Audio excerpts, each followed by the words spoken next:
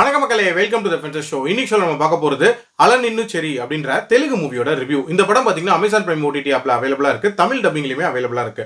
இந்த படத்துல தினேஷ் தேஜ் தான் லீட் கேரக்டர் பிளே பண்ணிருக்காரு. இந்த படம் ஒரு ஸ்லைஸ் ஆஃப் லைஃப் டிராமா அப்படின்னு சொல்லலாம். அதாவது ஒரு சாதாரண இளைஞனோட வாழ்க்கையில இருக்கக்கூடிய காதல் அண்ட் கெரியர்ல இருக்கிற சேலஞ்சஸை மையப்படுத்தி எடுக்கப்பட்ட படம். தினேஷ் தேஜ் ஒரு ஊருக்குள்ள ஒரு சின்னதா டிராமா ட்ரூப் வச்சு நடத்திட்டு இருப்பாரு. ஒரு திறமையான டைரக்டராகவும் இருப்பாரு. அவருக்கு அந்த ஊரோட பயலோட ஒரு விதமான காதல் அப்படின்றது உண்டாயிருது. இந்த காதல்ல ஒரு முக்கியமான பிரச்சனை இருக்குது. அந்த சிச்சுவேஷன்ல இவர் கெரியரா இல்ல காதலா அப்படின்னு சூஸ் பண்ற ஒரு இக்கட்டான சூழ்நிலையில இருப்பாரு.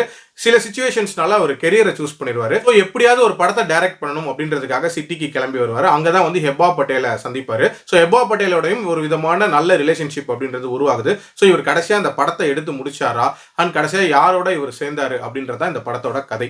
இதே மாதிரியான ஸ்லைஸ் ஆஃப் லைஃப் டிராமாவை நீங்க எடுத்து பார்த்தீங்க அப்படின்னா சவுத் இந்தியன் சினிமாஸ்ல ஏகப்பட்டது இருக்கு அப்படின்னே சொல்லலாம். உதாரணத்துக்கு நான் தமிழ்ல எக்ஸாம்பிள் சொல்லணும்னா விடிவியே கிட்டத்தட்ட இந்த சாயல்ல எடுக்கப்பட்ட ஒரு படமா தான் இருக்கும். அதே மாதிரி மீசை முறுக்கு, இந்த மாதிரி நிறைய படங்களை உதாரணத்துக்கு சொல்லலாம். இவங்களும் இந்த மாதிரியான ஒரு வின்னிங் ஃபார்முலாவை தான் எடுத்து ட்ரை பண்ணிருக்காங்க. அதுல பாதி சக்சீட் ஆயிருக்காங்க அப்படின்னே சொல்லலாம். அதாவது இந்த படத்தோட செகண்ட் ஆஃப் அப்படின்றது உண்மையிலே நீட்டா நகர்ந்த மாதிரி இருந்துச்சு. ஆக்சுவலா ஒரு சிட்டிக்கு வந்ததுக்கு அப்புறமாட்ட அந்த டைரக்டர் ஆகிறதுக்கு எடுக்கக்கூடிய முயற்சிகளா இருக்கட்டும் அண்ட் இவருக்கும் அந்த ஹெப்பா பட்டேலுக்கும் ஏற்படக்கூடிய அந்த ரிலேஷன்ஷிப்பா இருக்கட்டும், அது எல்லாமே கொஞ்சம் நீட்டா காட்டப்பட்டிருக்கும் அப்படின்னே சொல்லுவேன். அதே மாதிரி டுவர்ட்ஸ் தி எண்ட் வரக்கூடிய அந்த ஒரு சின்ன ட்விஸ்ட் அப்படின்றதுமே ஒரு நீட்டான ட்விஸ்டா தான் இருந்துச்சு. பட் அந்த ஃபர்ஸ்ட் ஆஃப் இருக்குல்ல, அதாவது அந்த கிராமத்துல நடக்கக்கூடிய கதை, அதுல வரக்கூடிய அந்த லவ் ட்ராக்கா இருக்கட்டும் இல்ல காமெடியா இருக்கட்டும், அந்த அளவுக்கு எஃபெக்டிவா இல்லை அப்படின்னே சொல்லலாம். அந்த லவ் போர்ஷன் அப்படின்றதெல்லாம் ரொம்ப ரொம்ப ரொட்டீனான ஒரு லவ் போர்ஷனா இருந்துச்சு.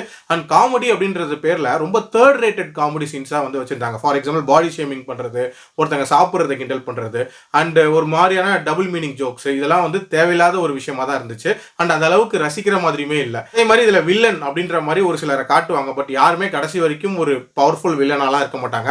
சும்மா வந்து போற மாதிரியான சில கேரக்டர்ஸா தான் இருக்கும். பொதுவா இந்த மாதிரியான ஸ்லைஸ் ஆஃப் லைஃப் டிராமால ஆடியன்ஸ்க்கு அந்த எமோஷன் கன்வே ஆகணும். இதுல கன்வே ஆகவே இல்லை.